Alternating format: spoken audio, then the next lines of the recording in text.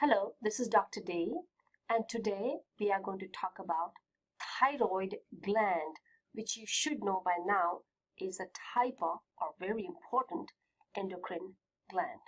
All right. So the thyroid gland, as you can see, is just below the larynx. All right, and it has an outer capsule of connective tissue. Now, if you look inside, you will see that it has many follicles. And these follicles are surrounded by these follicular cells. In this whole thing is a follicle. This is a follicle. In between the follicles are these extra follicular cells. These follicular cells are the ones that are going to produce the two important hormones, T3 and T4. This is the only place where acronym is allowed. T4 is tetraiodothyronine, also called thyroxine. T3 is triiodothyronine.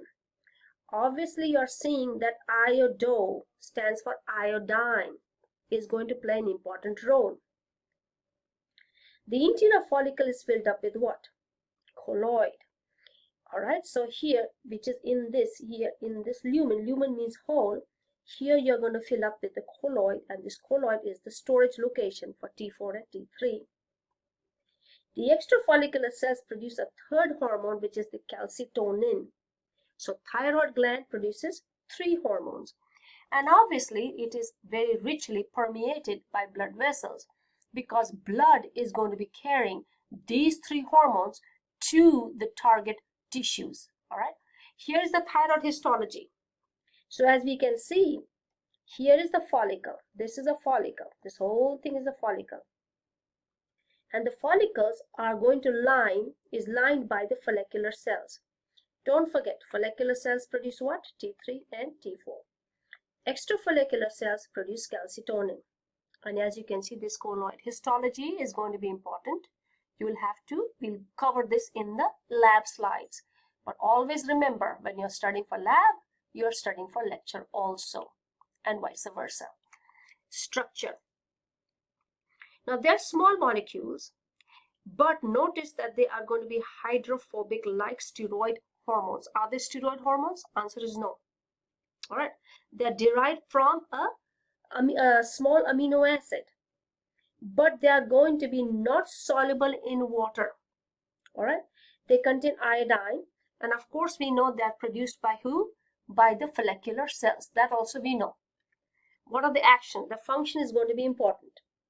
So we are looking at T4. T4 and T3 will have approximately the same function. Increases the rate of energy release, rate of protein synthesis, growth, stimulates the nervous system.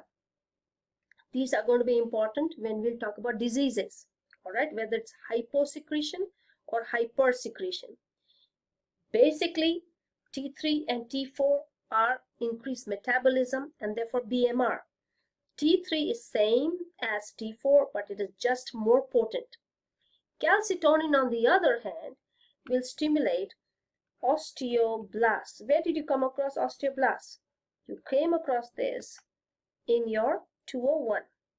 Osteoblasts are the ones that will build bony matrix. Okay, so calcitonin will stimulate osteoblasts to build bony matrix. Therefore, will lower what? Blood calcium. Because now the calcium will go towards the building of the bony matrix, right? And also they will inhibit the release of calcium from the bones. So here they will increase the rate of deposition. All right. So here,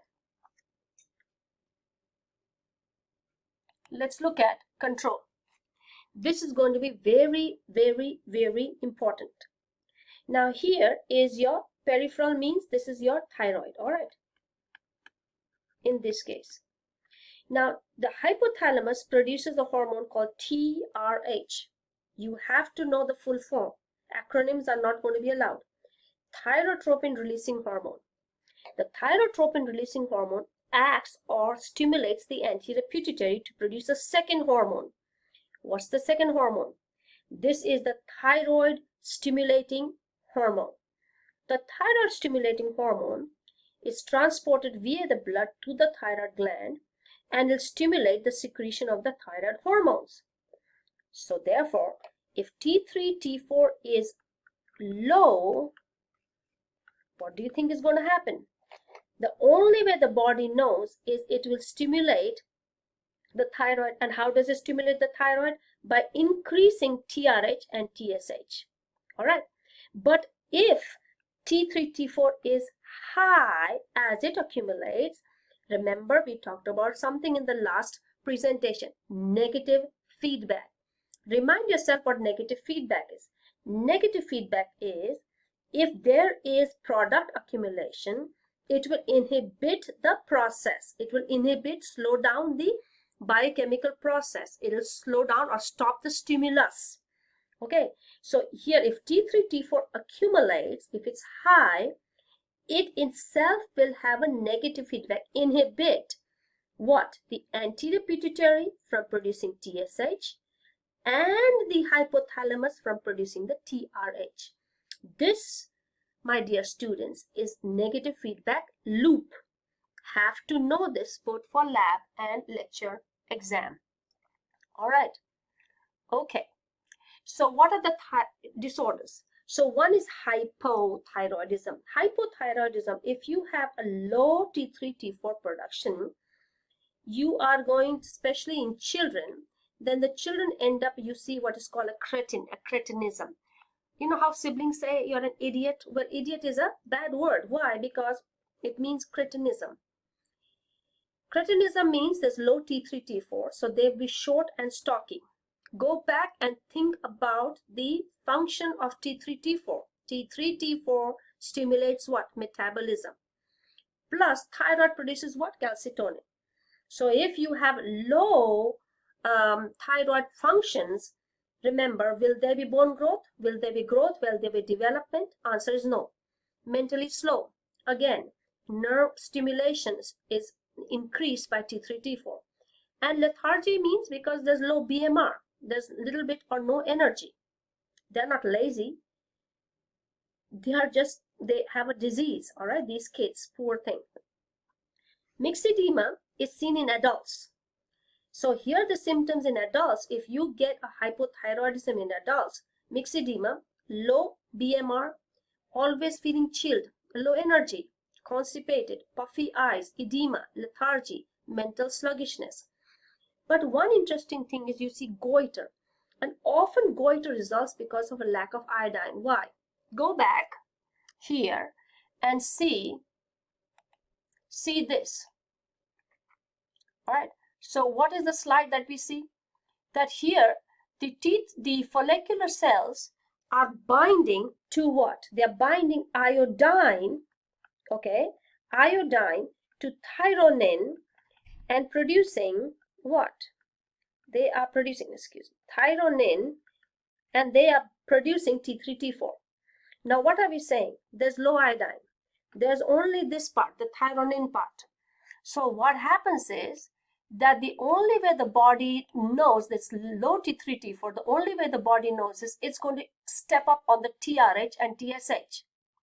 When this is stepped up, the thyroid will in turn produce more what? Thyronin part. But is thyronin complete? No. Because for production of T3, T4, you also need what? You need iodine, and iodine is missing. So now the follicles become full of the thyronin. Got it? And because the follicles are full, you end up with a goiter. So here, hypothyroidism, this is what you will see. Now, hyperthyroidism, remember, you are going to go back to this slide. By any chance, you have a defect here. You have a defect here, and which we'll see in the case study. If by any chance the hypothalamus is hyper-secreting TRH, or the anterior pituitary is hyper-secreting TSH, what's going to happen to the thyroid gland? It is going to step up on its production of T3, T4. You are going to suffer from above normal levels of T3, T4, hyperthyroidism, okay? Now here, a type of hyperthyroidism is Graves' disease. Please know this. or understand this, that all Graves' disease is not hyperthyroidism. Graves' disease is a type of hyperthyroidism. Graves' disease happens, it's an autoimmune disorder. Autoimmune disorder is a disorder, okay? And here what happens is when there are abnormal antibodies, these are rogue antibodies that will mimic TSH. If they mimic TSH, what does TSH do? It stimulates the thyroid gland, right? We saw this. And the thyroid gland ends up producing excess amount of T3, T4. What does T3, T4 do? Increase BMR. So the person who has Graves' disease is going to have high metabolic rate, increased sweating. Why? Because you're generating so much of heat, right? Regular rapid heartbeat, nervousness, weight loss, you're burning more and more of your fat. And sometimes you'll have exophthalmia, as you can see from here. Exophthalmia means bulging of the eye or the bug-eyed look. All right.